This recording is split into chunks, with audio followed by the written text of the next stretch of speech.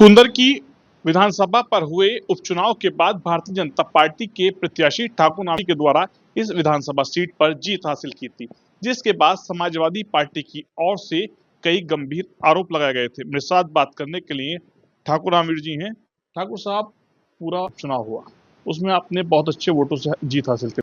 इसके बाद जिस तरीके से समाजवादी पार्टी के द्वारा कोर्ट में गए हैं और कई गंभीर आरोप लगाए गए हैं, क्या कुछ कहेंगे? मेरे पास है प्योर पाव भाजी का मसाला, प्योर पाव भाजी मसाला, पाव भाजी को टेस्टी बना डाला, सबका राजा आल प्योर मसाला। समाजवादी ने के प्रत्याशी ने गलत तथ्यों पर माननीय उच्च न्यायालय में याचिका दाखिल की। माननीय उच्च न्यायालय ने सबको एक प्रक्रिया जो कोर्ट जाएगा उसकी शंका के समाधान के लिए नोटिस जारी होगा और वो सब पार्टियां जितनी भी हैं अपना अपना जवाब लगाएंगी, दाखिल करेंगी और उसके बाद में अधिवक्ता लोग अपना अपना प्रेजेंटेशन करेंगे सभी विपक्षी पार्टियों का, वादी प्रतिवादियों का, और उसके बाद में माननीय उच्च न्यायालय का निर्णय होगा और जो भी माननीय उच्च न्यायालय का निर्णय होगा वो हमें सैर स्वीकार होगा। कोई ऐसी दिक्कत का काम नहीं है। जहाँ तक चुनाव में धांधली की बात है, चुनाव में किसी प्रकार की कोई धांधली अगर हुई होती, किसी को वोट डालने से रोका जाता, तो करहल जो मुलायम सिंह जी के घर का एक्सटेंशन है, वहाँ की परसेंटेज देख लो और कुंदरकी की देख लो। उत्तर प्रदेश में जितने भी उपचुनाव हुए सबसे ज़्यादा परसेंटेज 58% कुंदरकी में वोट पड़ा और बाकी जगह आप देखेंगे तो 50% के आसपास या उससे नीचे वोट पड़ा। तो इससे स्पष्ट है कि वोटिंग परसेंटेज ऊपर रही है, कानपुर से भी ऊपर रही और करहल से भी ऊपर रही। चुनाव से पहले यही आरोप था कि वोट ही नहीं पड़ने दिया जाएगा इस विधानसभा। तो ये आरोप उन्होंने लगाया, तो अगर इस बारों को गहराई से देखेंगे तो उनका आरोप खारिज है प्रथम दृष्टया। दूसरा ये कहते हैं कि वो मुसलमानों ने उन्हें वोट नहीं दिए, जबरदस्ती डलवा दिए। आप देखिए कि मुस्लिमों को जनता के साथ 2012 से 17 के बीच का रिकॉर्ड 7 थाने, थाना मैनाठेर, थाना कुंदरकी, थाना मुंडा पांडे, कटकर थाने का में भी हमारी पार्ट आता है, भोजपुर में भी, भगतपुर में भी और पागबड़े में भी। इन थानों के अंतर्गत आप देखेंगे तो जहां 1600-2000 मुकदमे दर्ज होते थे प्रतिवर्ष सपा की गवर्नमेंट में, भारतीय जनता पार्टी की सरकार योगी आदित्यनाथ जी के उत्तर प्रदेश में बनी और योगी जी ने जो मुकदमे इतने दर्ज होते थे और फिर चूंकि न्याय मिल रहा था हर आदमी को, पीड़ित पक्ष को, और जब सही काम करने लगा पुलिस और प्रशासन, तो वो मुकदमे घट के जहाँ 2000, 1600, 1800 होते थे वहाँ घट के 400, पौने 400, सवा 400 का क्रम आ गया। 2018 से लेके 17 से लेके आप जो है 24 तक का, 25 तक का आप देख लें, उससे स्पष्ट हो जाए। और उससे क्या हुआ, मुकदमे कम हुए, लोगों ने तरक्की की। पहले यहाँ के जो विधायक आरोप लगा रहे हैं उन्होंने ही मुसलमानों से नोट भी लिए, वोट भी लिए, उनकी संपत्तियां कब्जाई और उनकी संपत्तियां, आप उनके पास जाइए 2002 से पहले उनके पास कितनी प्रॉपर्टी थी उसका आकलन करिए। 2002 से 2007 तक सपा की सरकार थी नेताजी के नेतृत्व में, तो उन्होंने कितनी संपत्तियां खरीदी और उसके बाद 7 से 12 के बीच में उन्होंने कितनी संपत्तियां खरीदी और 12 से 17 के बीच में उन्होंने कितनी संपत्तियां खरीदी, ये उनकी जांच आपको करा। आप मीडिया के माध्यम से मैं भी मांग करता हूं कि उनकी संपत्तियों की जांच और उनके परिवार की जांच होनी चाहिए। अब हमारी सरकार है 17 से, तो 17 से हमारी और हमारे परिवार की भी जांच हो जाए, हमारी संपत्ति कितनी और हमारे परिवार की कितने गुना बढ़ी। और जब पता चलेगी तो इनकम टैक्स का जब हाल देखा जाएगा तो दोनों की संपत्तियों की जांच होगी, इधर परिवार उधर परिवार, तो आपको पता चलेगा कि उनकी संपत्ति 200 गुना 300 गुना बढ़ी। और हमारी सरकार में हमारी संपत्ति जो है केवल 10%, 5% बढ़ी होगी, क्योंकि 5% 10% तो आदमी काम कर रहा है, और काम कर रहा है तो उसकी संपत्ति बढ़ती है, और भारत के हर नागरिक की बढ़ रही है। पहले जो मजदूरी जो 300 रुपये थी, वो भाजपा के समय में 500 रुपये हो गई, 600 रुपये हो गई। तो एक आम मजदूर की भी मजदूरी बढ़ी है, ठीक है। और इतने विकास के काम हुए, इतने डेवलपमेंट के काम हुए हैं, तो हर हाथ को काम मिला है।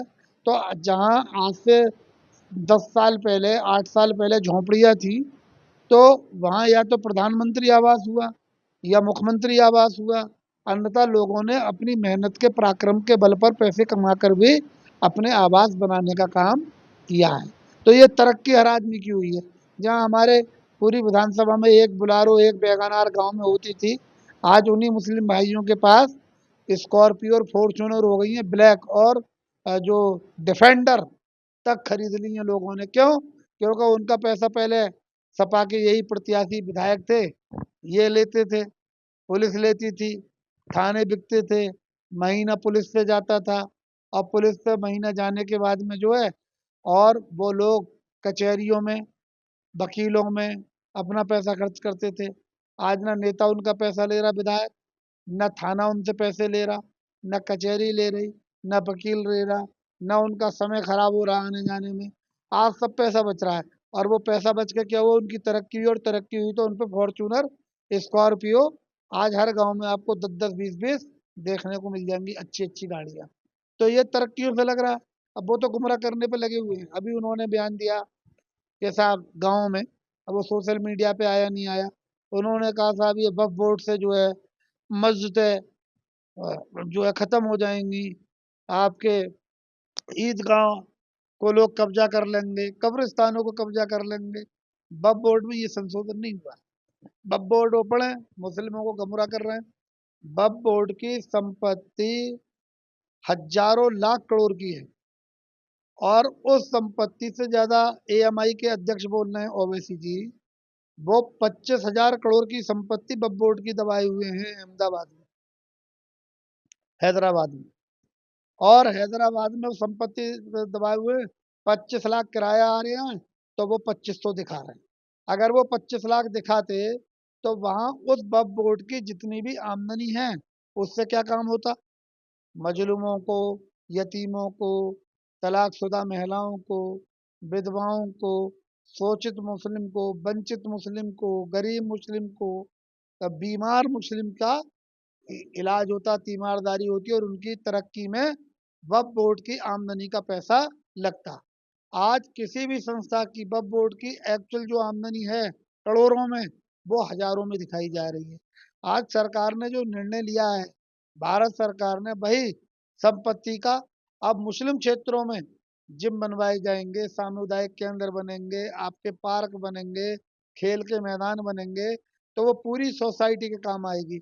अभी तो 0.001% हिंदुस्तान के मुस्लिमों के कब्जे में वो संपत्ति है, जो मुस्लिमों के को 1% भी फायदा नहीं कर रही।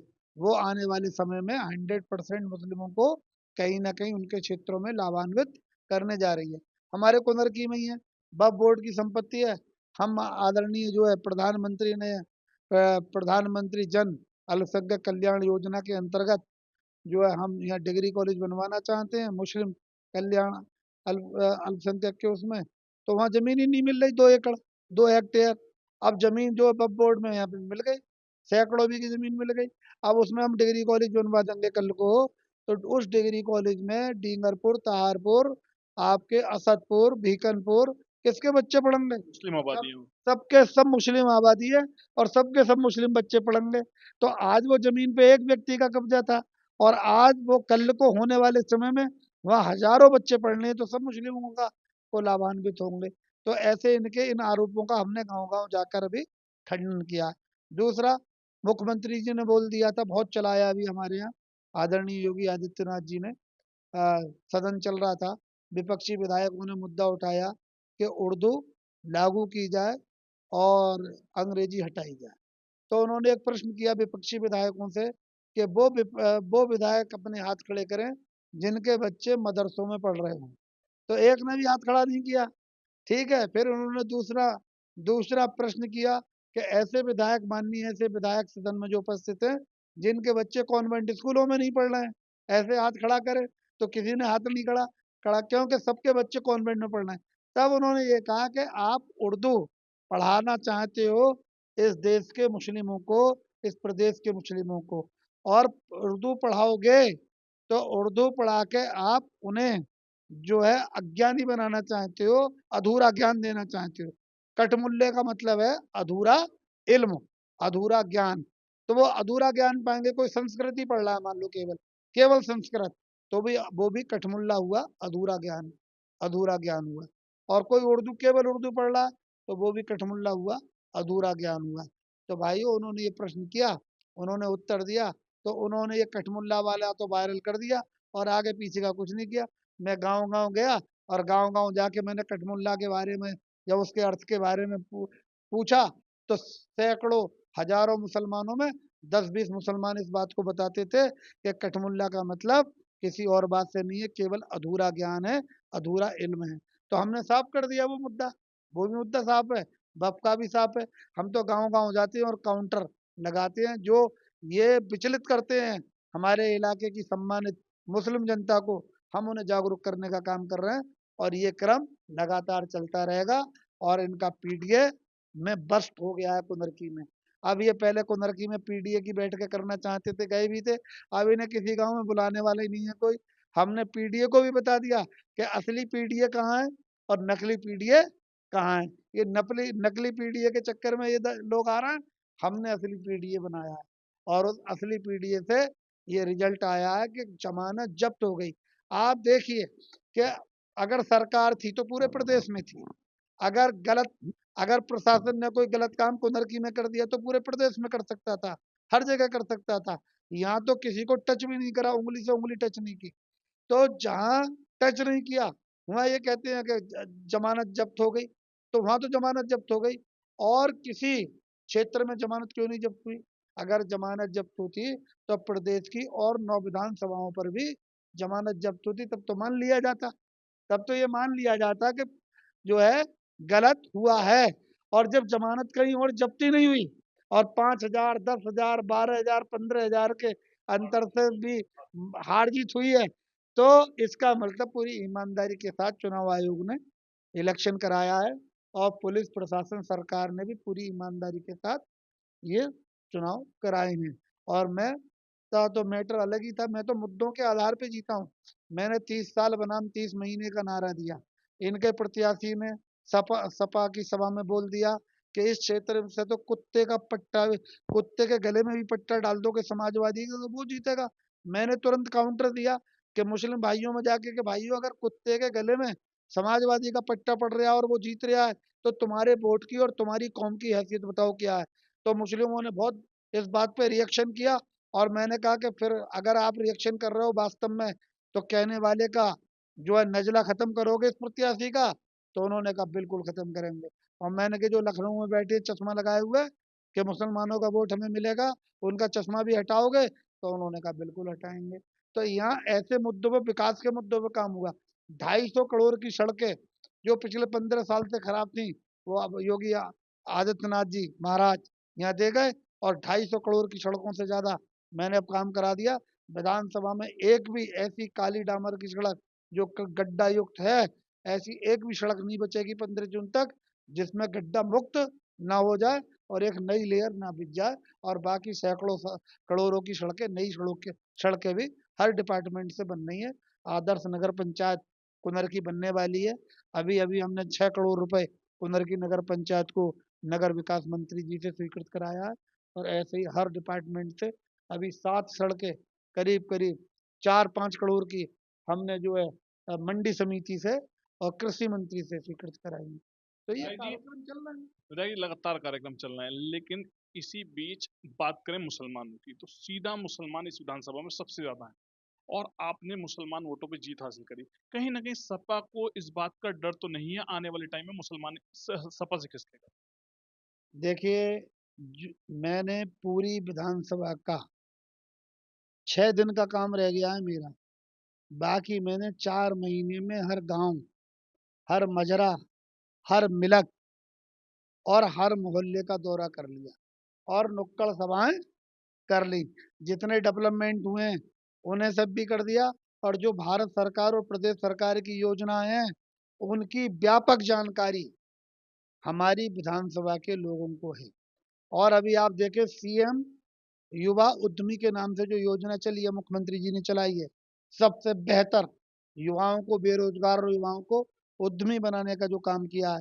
50% जिले में हमारे यहाँ के लोगों ने आवेदन किए उस योजना में और 50% में पूरा जिला है। इसका मतलब हमने अपनी क्षेत्र की हिंदू और मुस्लिम जनता को जागरूक किया है और उनसे आवेदन कराने का काम किया है और उन्हें कल को उद्यमी बनाने का भी हम काम करने वाले हैं। तो 50% में हम हैं और 50% में पूरा जिला, पूरा महानगर है। तो इसका मतलब कुंदरकी में कुछ स्पेशल काम किए जा रहे हैं और आगे भी वो काम होने वाले हैं मित्रों। तो ये इनका मुंह बंद हो जाएगा। 27 में आम चुनाव आने दीजिए आप। सपा की जमानत फिर जब्त होनी है और हमारे सम्मानित विधायक गणों ने और जो चुनाव लड़े हैं उन्होंने जिस तरीके से मैंने चक्कर लगा के उत्तर प्रदेश सरकार और प्रदेश सरकार की योजनाओं के बारे में बताया, जो जो डेवलपमेंट हुए हैं वो बताए हैं। 403 विधानसभाओं में ये क्रम चलने वाला है। अभी गांव चलो अभियान के तहत हमारे सम्मानित विधायक, पूर्व प्रत्याशी, सांसद, मंत्री भारत सरकार के और प्रदेश सरकार के गांव चलो अभियान में जाएंगे और इन सब 8 साल के प्रदेश के काम और 11 साल के भारत सरकार के कामों का जो है ब्यौरा देंगे और आप देखना जनता जुड़ेगी और एक तरफा जीत हो। प्रधानमंत्री नरेंद्र मोदी हों, अमित शाह हों या उत्तर प्रदेश के मुख्यमंत्री हों, लगातार कुंदरकी मॉडल की चर्चा कर रहे हैं। कहीं ना कहीं इसका भी भय तो नहीं सपा में? सपा में भय पूरा है। कुंदरकी मॉडल जिस दिन लागू हो गया और जिस दिन इस स्पीड से काम हुए और हमारे सम्मानित जनप्रतिनिधिगणों ने जो काम मैं कर रहा हूँ, मेरे यहाँ की देखें जिस तरह का मैंने काम किया है ऐसा पूरे देश में आपको काम नहीं मिलेगा। मैं रोज कई सौ लोगों की सुनवाई करता हूँ, सुबह 9 बजे से 2 बजे तक और 2 बजे के बाद मैं रात के 12 बजे तक ग्रामीण क्षेत्रों में रह रहा हूँ। आप जानकारी करिए, आप पत्रकार बंधु हैं, मेरी फेसबुक देखिए, मेरा सोशल मीडिया अकाउंट देखिए और जितनी भी चीजें उन्हें चेक करिए आप, आपको पता चल जाएगा कि कितना जबरदस्त काम और कितना लोगों से मिलने का काम यहाँ चला जा रहा है। पूरी ईमानदारी से काम हो रहा है और मुस्लिम को ये फर्क ही नहीं लग रहा। हिंदू जहाँ कहता है कि रामवीर सिंह सबका एमएलए और मुस्लिम कहता है कि रामवीर सिंह सबका एमएलए। कोई पक्षपात का कोई भी हमारे यहाँ कोना या कोई भी घर नहीं और सब लोग खुश हैं। मेरे साथ बात करने के लिए भाजपा विधायक ठाकुर रामवीर सिंह थे, जिनके द्वारा कई महत्वपूर्ण बिंदुओं पर जानकारी दी। शारिक सिद्दीकी, TV9, मुरादाबाद। थोड़े में ज्यादा स्वाद, यही तो है इसकी खास बात। वाओ मम्मा, क्या स्वाद है! अरे मेरे राजा, सबका राजा और प्योर मसाला।